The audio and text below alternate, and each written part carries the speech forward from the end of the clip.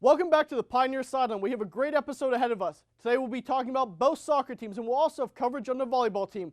We'll also be taking a look at sports from the regional and national point of view. Then we'll finish up with a segment known as the Pioneer Reporters. So are you ready to join me as we head on down to the Pioneer Sideline?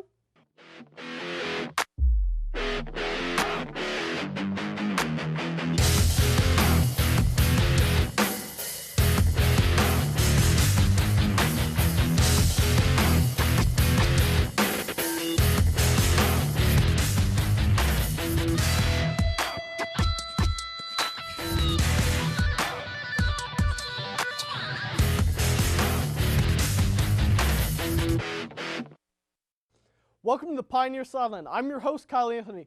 The men's soccer team continues their climb up the standings as the regular season is starting to wrap up. To find out if they were able to help themselves in the standings, I'm joined by Cy Banks, who has all the information. This past week, the Steelers were not the only ones making their opponents look bad. Point Park men's soccer team's spectacular senior night, celebrating 10 seniors and pulling out a 10-0 home win over Barisha. Saturday, making their families proud. I have no clue what these kids are even eating, but if they're eating Wheaties, pass that box over to me. Point Park was a little rocky in the seafront in the beginning of the season, but that was all that saying would go is put the past behind you and keep on moving. That's exactly what the Point Park Pioneers did and kept pushing through another win on Saturday. The Pioneers are now 7-5-1 overall and 2-2 in the KIAC, which is putting the soccer team at a season best for having a 3-game winning streak, moving them up in the KIAC record at 2-2 to tie for the third place third place with Asbury. Beautiful is how every goal went with that night, showing a great connection and finishes. 9 of the 10 seniors started. The only reason Lucas did not start that game is because he has an injury that is going on. 3 goals were scored in the first half of the game, and 1, 2, 3, 4, 5, 6, 7, yes, 7 goals were scored in the second half. 2 were actually penalty kicks. Point Park Senior that night were Christian, Mika, Corey, Joyce, Marcus, Seeger, Max, Flick, Matt, Buckley, Dominic, Zach, Joik, and Zach. They were doing great, and now you can see them again to try to stomp on the field this Saturday against the number 11 Lindsey Wilson of Kentucky. Now, Cy, how were they able to score 10 goals?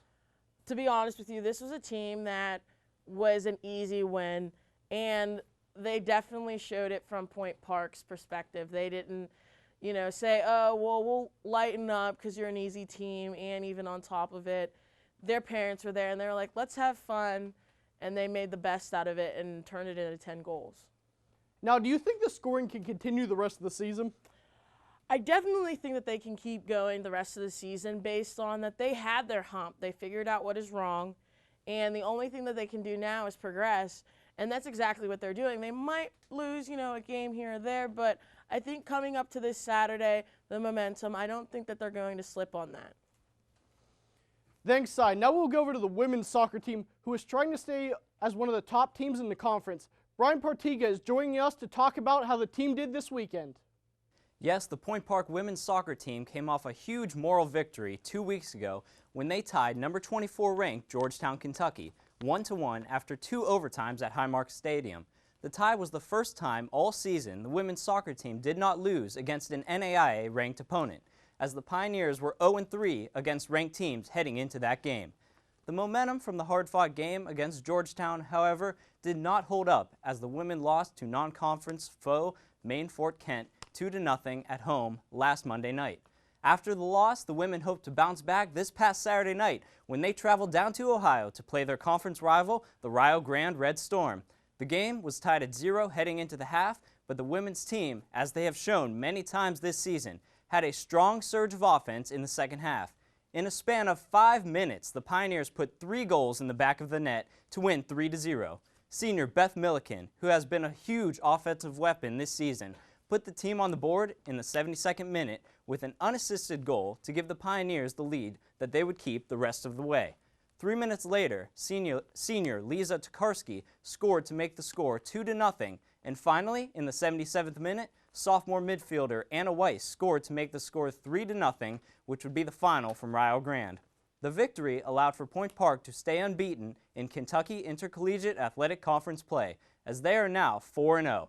The women also improved to 7-4-2 overall on the year with that win last night.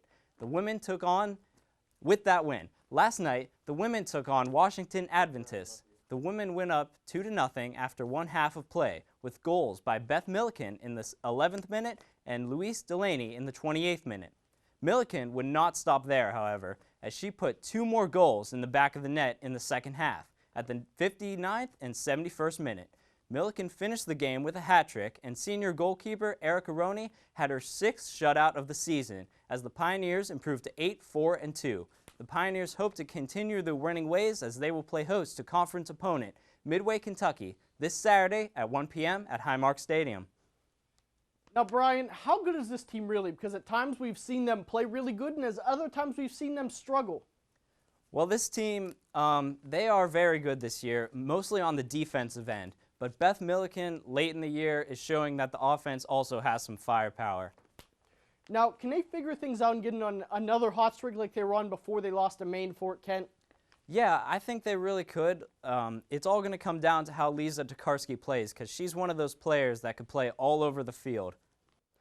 Thanks, Brian. When we return, Mike Turk fills us in the past week of volleyball matches. Then Jess Paterchek fills us in the latest in Pittsburgh sports. We are a social people.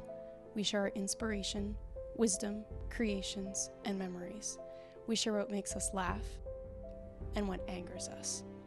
Built on the notion of a free flow of ideas, our country thrives on the freedom of speech. Without it, who would watch over our governing powers? And how would we share our history to make a difference for the future? It's this freedom to share that gives us a reason to listen. Start your morning with City News. Start your morning with campus news. Start your morning with political coverage. Start your morning with fun.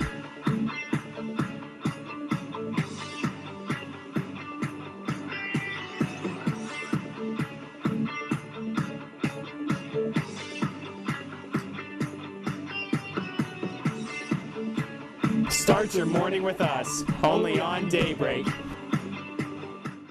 Did you know that Point Park has a cheerleading squad? Don't stop. Don't get it confused. Not only do our cheerleaders represent Point Park at regional and national competitions, but they also promote spirit and awareness of every sports team on campus.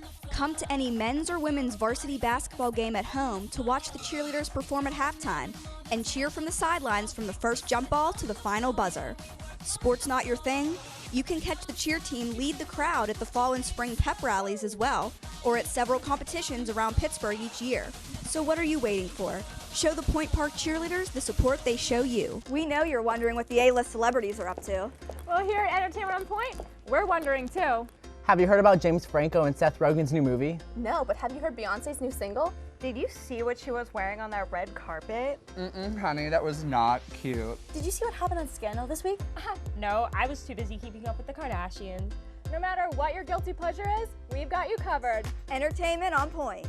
Get to the point of pop culture. Yeah! Welcome back. Last week, the volleyball team played their first game since returning from their trip to Florida. So to find out how the return flight went, I'm joined by Mike Turk, who will be playing the captain of this flight. Thanks, Kyle. The Pioneers women's volleyball team had their hands full this past week when they had to play 3 matches, 2 against KIAC opponents on Tuesday.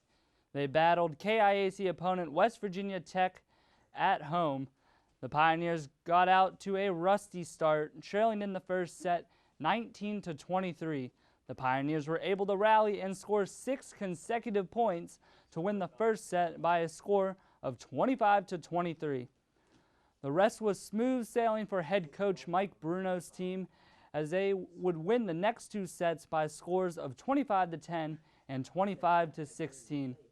Shiloh Simonson and Megan Branchick led the way with 7 kills each, and Isabella Vavrick led the way on defense, recording 12 digs as the Pioneers picked up their 7th conference win and their 12th overall win. The momentum would later change for the Pioneers as they traveled to Indiana for a doubleheader this past weekend to face the #1 team in the KIAC, IU Kokomo. IU Kokomo was too tough for the Pioneers as they got swept 3-0. They lost by the scores of 25-15, 25-20, and 25-18. Hitting was a struggle for the Pioneers as they recorded 23 hitting errors and hit a subpar .025% during the match. Later that day, they battled against Bethel, Indiana, and were not able to pick up a single set win as they got swept by the scores of 25-15, 25-9, and 25-19. The same story goes as previously stated. The Pioneers had issues finding the court on their swings. They lacked offense the entire match. They had 27 hitting errors and hit negative 0.018% in the match. The Pioneers fall from #2 in the KIAC to #5 with a record of 7-2 in the KIAC and 12-15 overall. The Pioneers have the chance to bounce back on Tuesday, October 20th, as they battle West Virginia Wesleyan at home. Now, Mike, why were the Pioneers dominated against when they played Bethel and IU Kokomo? I think they were just better teams. I don't think the Pioneers have the offensive power to compete with IU Kokomo. Now, do you see this losing streak continuing for the team, or do you see them being able to bounce back and become a contender again? No, I see them getting right back up on the horse for sure. Coach Bruno has a lot of experience, over 250 wins in his career. He knows how to train his girls, and expect him to come back with a win right off the break. Thanks, Mike. Now for the latest on the Steelers, Penguins, and Panthers, let's send it over to Jess Paterchek for the regional sports news. Thanks, Kyle. In local college football, head coach Pat Narduzzi and the Pitt Panthers led themselves victorious over the Georgia Tech Yellow Jackets 31-28 in Atlanta, Georgia this past Saturday. Some key plays consisted of Pitt quarterback Nate Peterman finding Tyler Boyd in the end zone for a nice completion pass at the start of the game. Another play to initiate a comeback from a 7-point deficit for the Panthers was a pitch to Boyd, who passed it to wide receiver Zach Challingsworth for a rather lengthy completion pass, which almost resulted in a touchdown. With this, Pitt managed to kick a 56-yard field goal to win the game 31-28. Next week, they play Syracuse at Carrier Dome.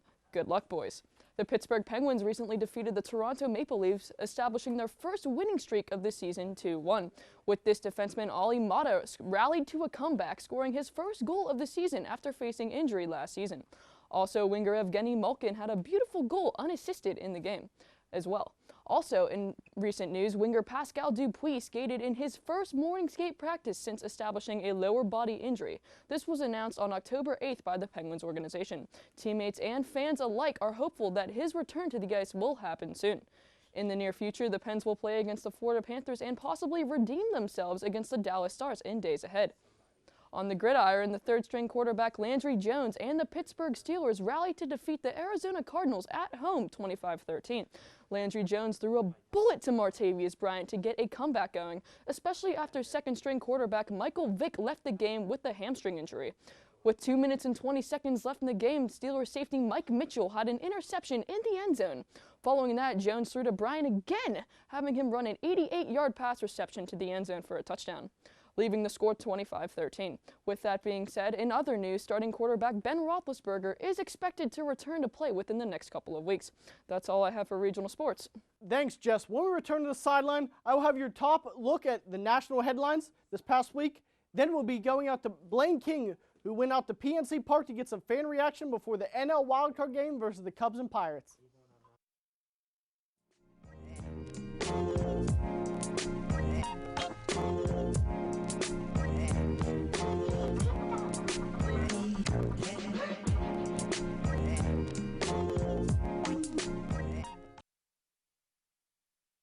Here at the Pioneers Sideline, we get freshmen involved as quickly as possible so they get the real-world experience on air and behind the scenes to set themselves apart in internships and potential jobs. Blaine, where is that video? I needed it in Key Pro like yesterday. All right, I got you, Chris. But I had a quick question for you guys. What do you mean the questions? It's always a question. It's always a... What? Where is he? Blaine! Blaine! Blaine! Freshman, you can't find any good ones anymore. Ever wanted to be behind the mic and have the world listening to your show on campus? Well, it's just as simple as joining WPPJ, Point Park's student-run radio station, located on the second floor of Lawrence Hall, right next to the dining services. Listeners can tune in using Point Park's website or through the TuneIn app by searching WPPJ. WPPJ welcomes any new DJs that want to get involved, so be heard. Do you have what it takes? An expression, a belief, a symbol, freedom to worship, an unspoken word. To express yourself means standing up for what you believe in. There's a freedom to worship, and a freedom to live. To speak never saying a word, to love, to let your voice be heard. The light of your own path.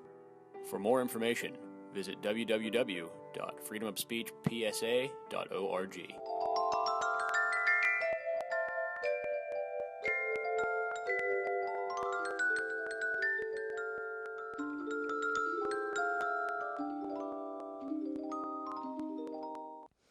In national news, we'll start off by talking about college football, but instead of talking about the big schools that are drawing the attention, we will instead focus on the little guys. The first team that we will mention is the 18th ranked Memphis Tigers, who were unranked before they beat number 13 ranked Ole Miss Rebels 37-24. The Tigers have been led by their senior quarterback Paxton Lynch, who against Ole Miss threw 3 touchdowns and for 300+ yards. The Tigers are 6-0, and the Tigers are the highest ranked team from the American Athletic Conference. The next team that we will talk about is the number 19th ranked team, the Toledo Rockets, who are also 6-0. The Rockets are dominating the MAC conference this year, and they won their last game 63-20 against Eastern Michigan. They are led by the 3-headed monster in the backfield of Terry Swanson, Kareem Hunt, and Damian Jones-Moore. Now we will go to the NFL, where one player of the New York Giants is fighting a battle for his life. Tight end Daniel Fells of the New York Giants is battling MRSA, MRSA. He has had 7 surgeries already to try and fight against it. He will also have at least 2 more surgeries. They did surgery on his femur where they spotted it, but after they were still feared that he might lose his leg if it spread through his body. It looks like he is going to be able to keep his leg. Now it is time to go to your MLB playoff update. In the ALCS, the Kansas City Royals are leading the series over the Toronto Blue Jays by a score of 2-1. In Game 1, the Royals were led by Edson Volquez, who threw 6 innings of scoreless baseball. The Royals also won Game 2 by a score of 6-3. The Royals were down by 3 runs in the 7th inning. The Royals got some good contact from players like Alex Gordon, Alex Rios, and Eric Hosmer. In the NLCS, the New York Mets have a 2-0 lead over the Chicago Cubs. The Mets won Game 1 by a score of 4-2 and were led by the Dark Knight, Matt Harvey, who threw 7 2/3 innings of 2-hit, 2-run ball with 9 strikeouts. The Mets took Game 2 by a score of 4-1 and got Cy Young candidate Jake Arrieta out of the game early. Daniel Murphy was the star of the game with a 2-run home run. Speaking of the MLB playoffs, the Pirates were eliminated from the playoffs a few weeks ago in the NL wildcard game. When they took on the Chicago Cubs before the game, we sent sideline reporter Blaine King out to the ballpark to get some of the fans' reaction before the game. It's Bucktober, and the Pirate fans, they are loving it. They're cheering for the Pirates, and they're hoping a victory can come out of tonight's game. On the other side, the Cub fans, they're hoping that their bad luck ends tonight. If we took it to the streets to see what fan base, both fan bases at that, think of what's going to happen tonight. Let's go Bucks! Let's go Bucks! Let's go Bucks! 1908! The wild card game brought fans from all over to PNC Park. All the way down here. Arr, let me tell you something. When you sail in the 7 seas and you hear all of your pirates out here at the PNC Park. From Tampa, Florida. We came from Tampa. We're from Chicago originally. I'm in the military and we live in Cleveland right now. And fans were not hesitant to have some creative signage. What's the deal with the sign? So, you know, Jake from State Farm, everyone knows him, so I figure you might as well get a little diss on. Jake from Chicago, she bitches hideously. And no fan shied away from their game predictions and cheering for their team. We're winning. It depends on who scores first. Depends on who scores first. On the Cards. I guess bring them on. Yes. Not only the Cards, we'll go all the way through to the World Series. I think that it's going to be a tie game. Someone's going to make a doggone error, and that'll be the end of the game. What do you think the outcome of the game is going to be like? I think we're going to win. I think we're going to get ahead early and win this game 4-1. Go Bucks! Let's go Bucks! Bucks! Let's go Bucks! Let's go Bucks! W go Cubbies! Let's go Bucks! All right, Kyle, as you can see, this game is getting underway, and the Buck fans, they are excited. So are the Cub fans, but the Buck fans, they are turning out, and they're making sure that they're being whole.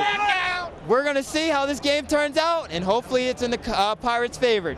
I'm sending it back to you, Kyle. Thanks for that, Blaine. When we come back, I will be joined by some of our analysts to talk about national sports headlines for another round of the Pioneer Reporters.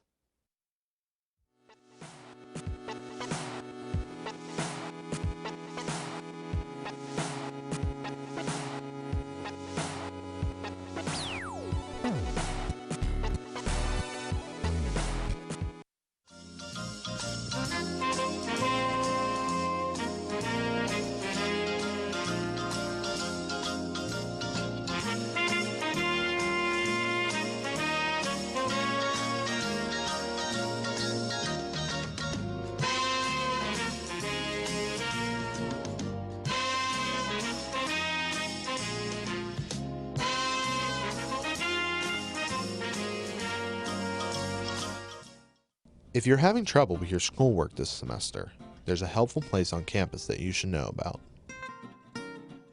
On the 7th floor of Lawrence Hall is the Program for Academic Success, which provides services like tutoring and academic counseling.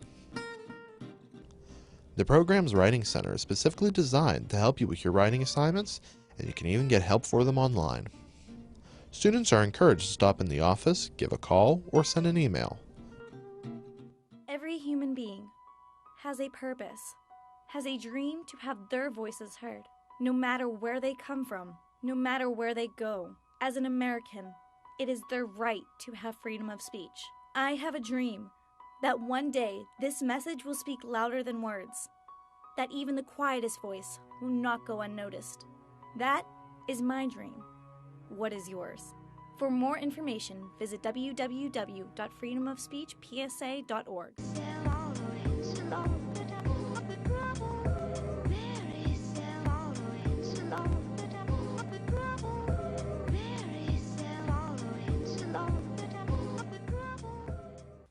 Welcome back to the Sideline. I'm joined by Alex Martich, Cy Banks, and Brian Partiga for some Pioneers Reporters. Let's get it started off right. Guys, who do you believe is the best team in college football? Well, my personal opinion is I think that it is officially Ohio State at this point in time. They just named J.T. Barrett their starting quarterback for this week against Rutgers. Kyle, I believe you agree with me that it should have been J.T. since day one. And since he's been the quarterback throughout the season, the team has looked much better, and Ezekiel Elliott has continued to perform 12 straight 100-yard games. But I think Baylor is up there with them as well. I'm going to have to agree with you about the whole JT and everything, but at the same time, I feel that they wanted to push back a little bit because they wanted to see that progression. They didn't want to just be like, okay, this is it, and then not have any other reason for them to be like talking more about him than they do now. Mm-hmm. Well, I'm going to have to agree that Ohio State should be #1, reigning national champs, have not lost yet. But if you're asking me who the best team in college football is, the answer is none of them. Nobody is playing good. Baylor let Lamar score 31 points on them. Baylor and the rest of the Big 12 do not play defense. The SEC is pretty even right now. And I don't know if the Pac-12 or AAC or ACC will have a bid in the playoff. They're both riding really tough roads. Baylor has won every game by at least 24 points, though, which you have to say, despite the fact they don't play defense, is pretty good. All right. I kind of agree with both you, actually. I think Ohio State is the best team, but I don't think by much. I think the SEC, it's strong at the top where it's been in the past. I think LSU and Alabama are there. I don't really think there's a team in the ACC that really strikes me. And I actually think TCU is actually better than Baylor. Yes, I know TCU has struggled at times and has let teams score some points. But TCU is the only team that's shown toughness to come back and to play in tough games. I think Trayvon Boykin has showed why he is considered a Heisman contender. Baylor, we've seen them struggle, but we've never seen them be down in the game. Texas Tech's a good team, but not a great team. So I think Ohio State is the best, but I don't think by much. Now, guys, are the Carolina Panthers a real deal team, or are they just benefiting from a weak schedule and a bad division? Well, I'd have to say that I think it's that they are a great team. I think Cam is leading them, not so much with his passing game, but they have the third best running game in the NFL, and that's in part because of him, because of their offensive line, because of their running backs. It's in part for a lot of that, so I think it's not a fluke. I would have to agree. I think that the team is very good, but at the same time, I think that they're playing in one of the weakest divisions in all of football right now, and so it's really just going to be a time will tell sort of thing. There's a lot of football to be played, so we will see. What do you think, Cy? I think they pretty much hit it all, so there's not much I can really say in this whole situation. Plus, I just don't like the Panthers. Like your honesty, I think the Panthers are a good team. I wouldn't put them as a great team. I could still see them ending with a record of 11-5 or 12-4. I think Cam Newton's been much improved this year. He's not turning the ball over. He seems much more comfortable in the pocket.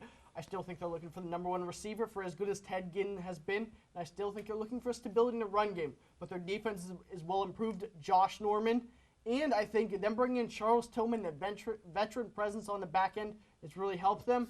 All right, guys. Speaking of one team that's doing really good, what about the Bengals, who are also undefeated?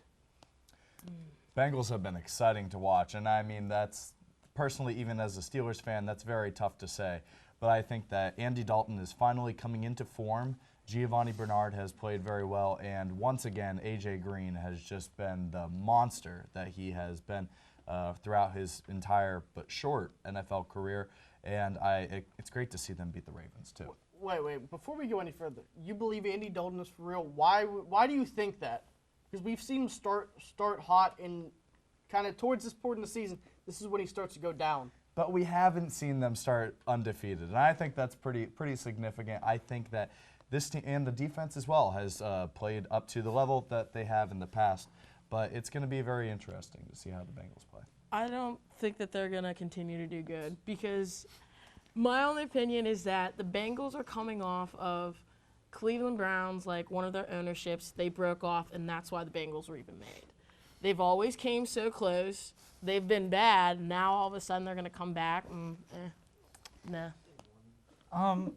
I'd have to say that I think Andy Dalton is playing very good. A.J. Green, one of the best receivers in the NFL. The Bengals will win the AFC North. I think Andy Dalton, like you said, really is coming into form. You know, he's now got more experience. Overnight. No, it definitely doesn't happen overnight. And that's a big a credit to Cincinnati's whole front office. They don't get rid of people very easily there. Marvin Lewis has been their coach for so long. So I think that's really good for their whole Cincinnati team, that they keep everybody around and they let people develop. But you said it doesn't happen overnight, but we're in the NFL. Like, this is pro time. What else more time do you need? Well, he hasn't been poor his entire NFL career. I think it's just been a developmental process, and he has been getting better and better over the years. All right. I think the Bengals actually are a good team. I think this is the best team they've been in years. Andy Dalton has played better, but because I think the weapons around him have allowed him to play better. A.J. Green's still a top receiver. Marvin Jones, being healthy, has played well. Tyler Eifert has improved his play, and I think is a tremendous upgrade from Jermaine Gresham. Again, their running back core is good with a good mix between Jeremy Hill and Giovanni Bernard. And don't forget, their defense is very good. They have a lot of veteran secondary players on the back end. Well, thanks, guys, and you guys did a great job.